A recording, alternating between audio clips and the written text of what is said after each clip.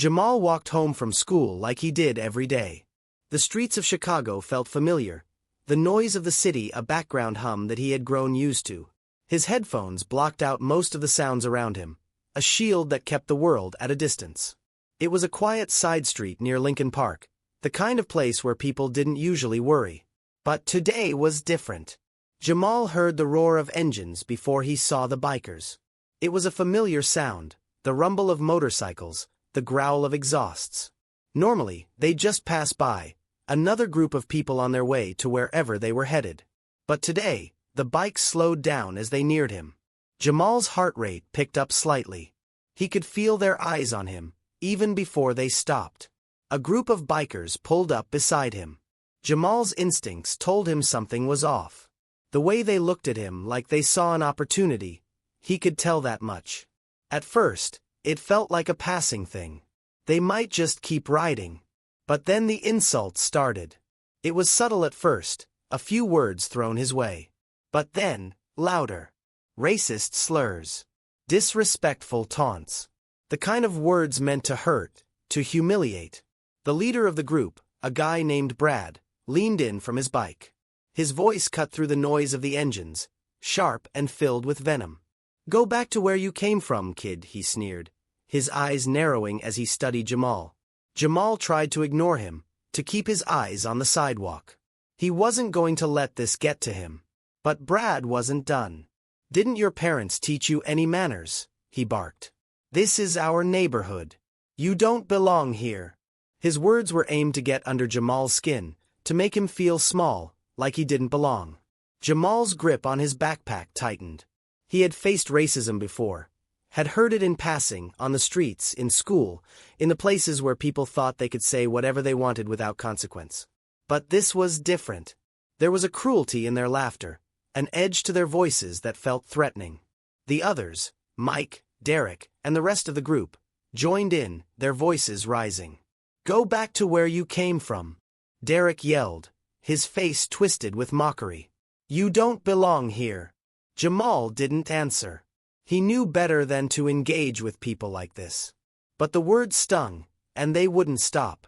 The bikers were forming a circle around him now, revving their engines louder, making it harder for Jamal to focus. Jamal's heart raced.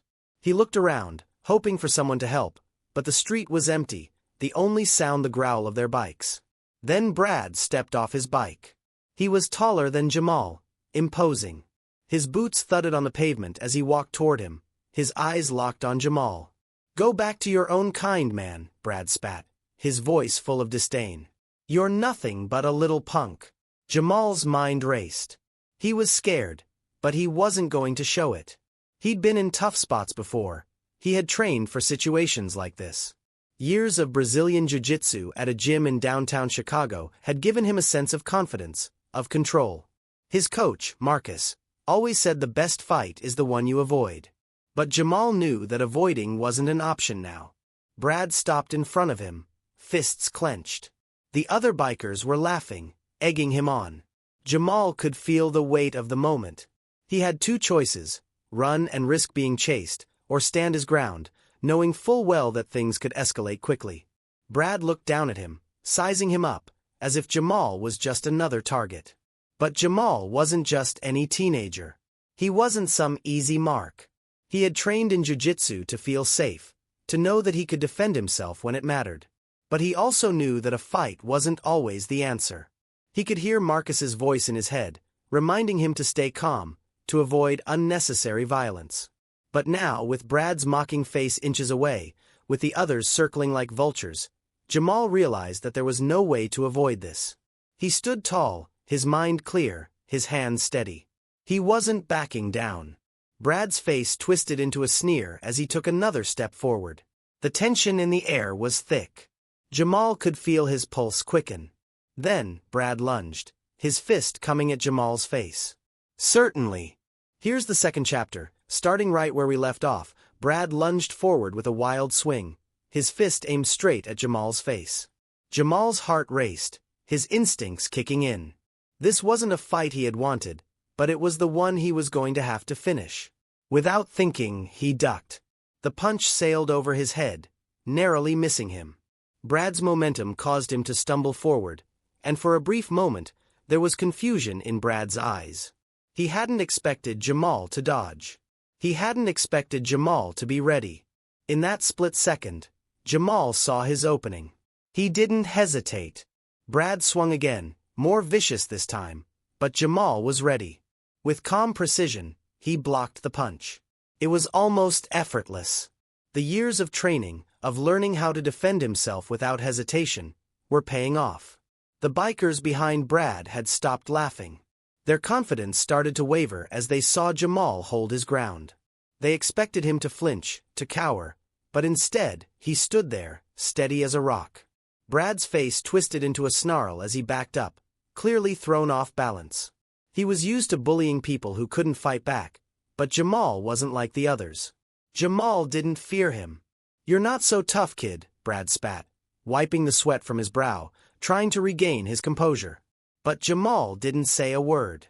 He wasn't going to waste his breath on taunts. His eyes were locked on Brad, his stance firm. The others, Mike, Derek, and the rest, were watching now, their previous bravado quickly fading. They weren't laughing anymore. They weren't sure what to make of this. They had underestimated Jamal. Brad, determined to regain control, rushed forward again, this time trying to tackle Jamal to the ground.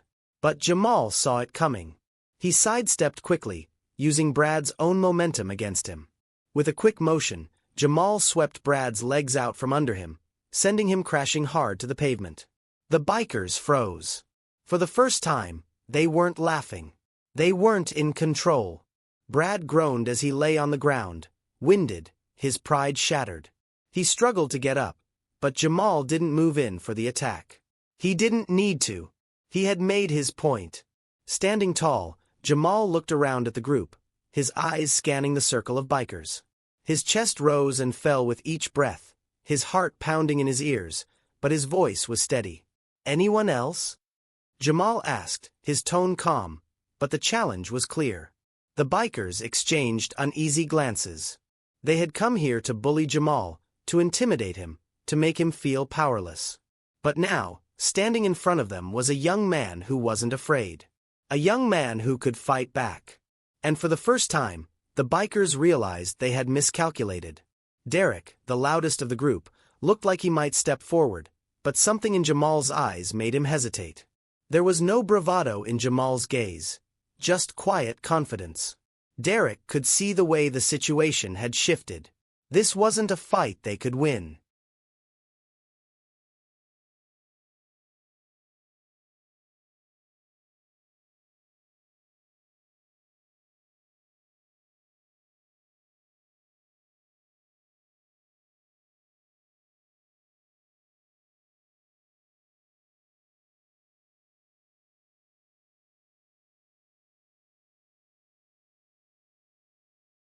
"Not a word?" Jamal asked, his eyes narrowing slightly. Derek slowly raised his hands in the air, signaling that he didn't want any part of this. Jamal's steady gaze was enough to make him back down. The rest of the bikers stood there, unsure of what to do. They had expected a different outcome. They hadn't expected a fight like this.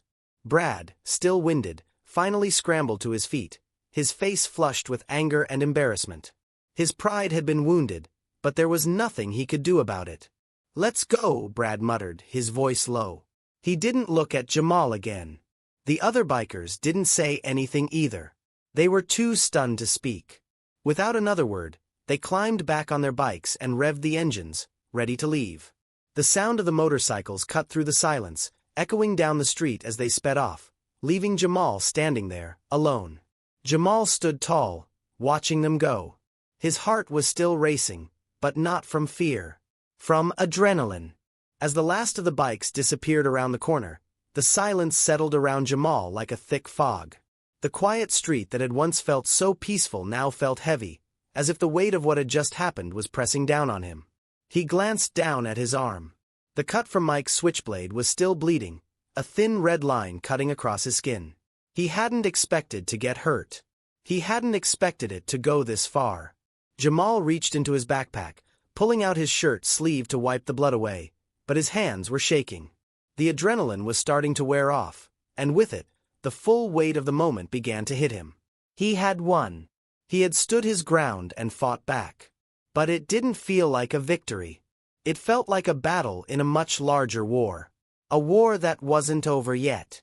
Jamal started walking again, his steps slower now. His mind was spinning with what had just happened. He wasn't sure how to feel. He wasn't sure if he should feel relieved, proud, or terrified.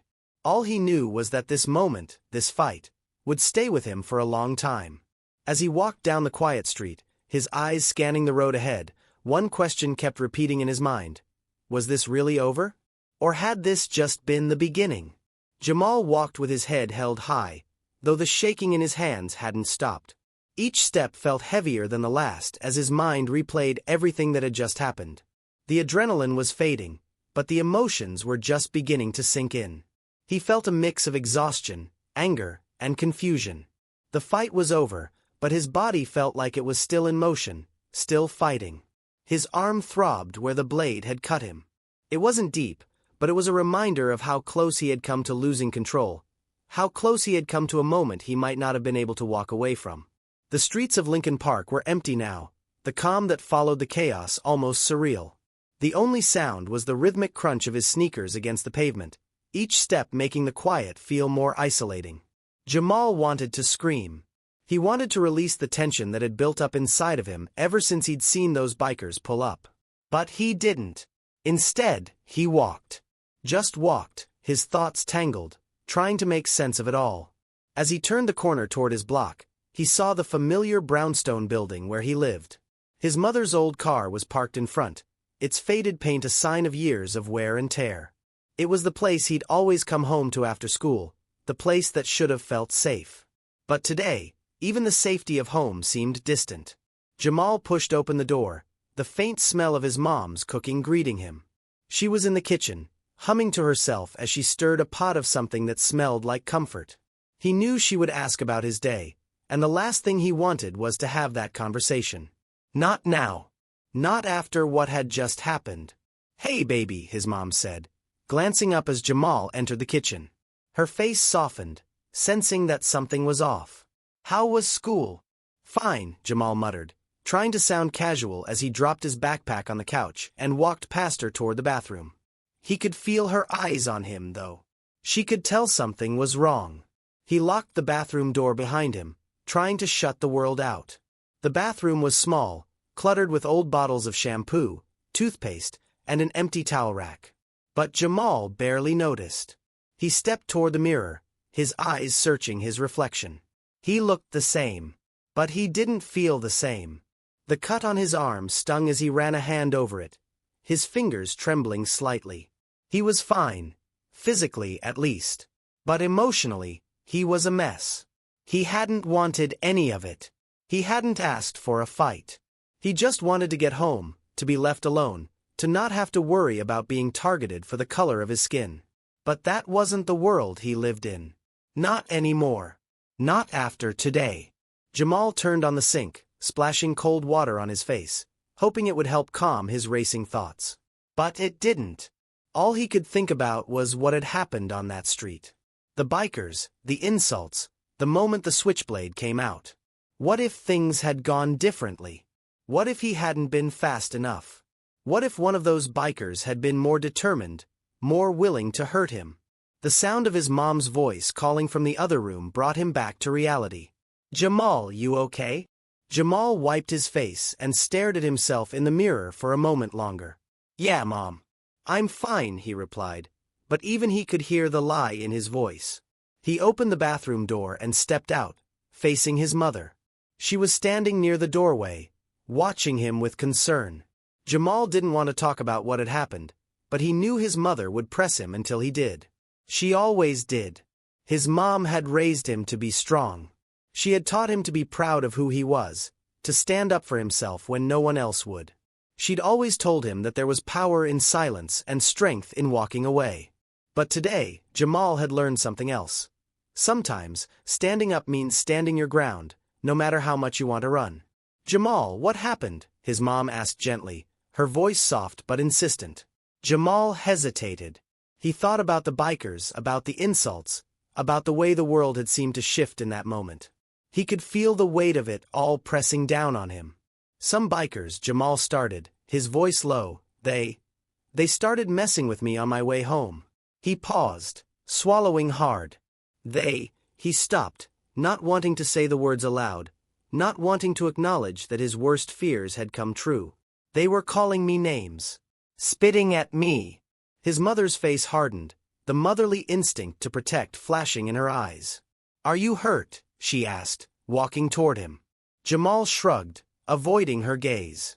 A little. Just a scratch.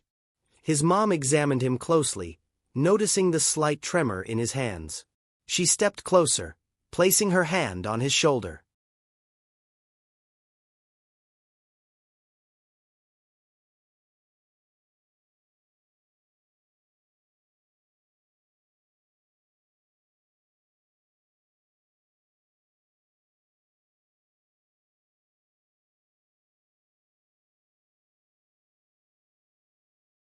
What did you do? She asked quietly. Jamal took a deep breath, remembering the way he'd stood his ground, the way he had refused to back down. I fought back. For a moment, there was silence. His mother didn't speak right away. Then finally, she spoke, her voice low and steady. You did what you had to do, Jamal, she said, her voice thick with emotion. But don't forget, you never have to fight alone. Jamal nodded, but the words didn't bring him comfort. He had won, yes. But at what cost? He had faced his fear, but now, more than ever, he was afraid of the world outside. What if the bikers came back? What if this was only the beginning of something worse? Do you want to talk about it? His mom asked again, her voice gentle. Jamal shook his head. Not now. His mom squeezed his shoulder before walking out of the room, leaving Jamal alone with his thoughts. He stood there for a long time, his mind racing with the images of the bikers, the anger, the fear. And then, in the quiet, another thought crept in. Had this moment really changed anything? Or was it just a small piece of a much bigger battle? Jamal wasn't sure yet. But one thing was clear. He had taken a step toward something. He had stood up for himself, and maybe, just maybe, that would make all the difference in the world. The next few days were a blur. Jamal kept his head down, trying to focus on his schoolwork and block out everything else. He walked to and from school the same way he always did, but something was different now. The streets didn't feel as safe, even though nothing had happened. He couldn't shake the feeling that it was only a matter of time before someone else would try to make him their target. The bikers were gone, but the unease remained. At school, the whispers started. Some of the kids who saw what had happened from a distance began to talk. The story spread like wildfire, morphing into something bigger than it had been. There were some who congratulated Jamal for standing up for himself, but others whispered about how dangerous the situation had been, as if he had somehow invited it by not walking away. The truth was, Jamal didn't know what he had invited. He didn't know what it meant to fight back, whether it made him a hero or a target, whether it changed the course of things or simply made the next confrontation inevitable. One afternoon, Jamal found himself sitting in his usual spot at lunch, staring at his half-eaten sandwich, his mind wandering. Hey, you okay? It was Marcus, his coach. He had spotted Jamal across the cafeteria and walked over, sitting down next to him without waiting for an invitation. Jamal glanced up, surprised. He hadn't seen Marcus at school since the fight. His coach had always been a steady presence in his life, a mentor who understood his need to be more than just the kid who got pushed around. Yeah, I'm fine, Jamal muttered, though the words felt hollow. You don't look fine, Marcus said, his tone soft but insistent. How's your arm? Jamal looked down at the cut on his arm, now just a faint scar. It's healing. I'll be okay. Marcus nodded. Good. But that's not really what I'm asking. How's your head? How's your heart? Jamal hesitated, unsure of how to answer. Listen, Marcus said, leaning in.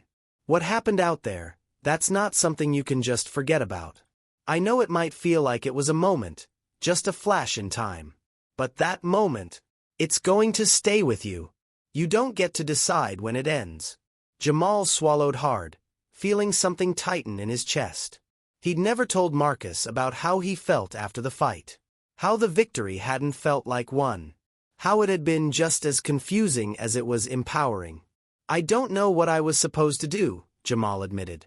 "I mean, I didn't want to fight, but I don't know. I felt like I didn't have a choice." Marcus took a deep breath, nodding slowly. "You always have a choice, Jamal. Even when it feels like you don't. You chose to stand your ground. And that's brave. But it's not the only choice you could have made. You could have walked away.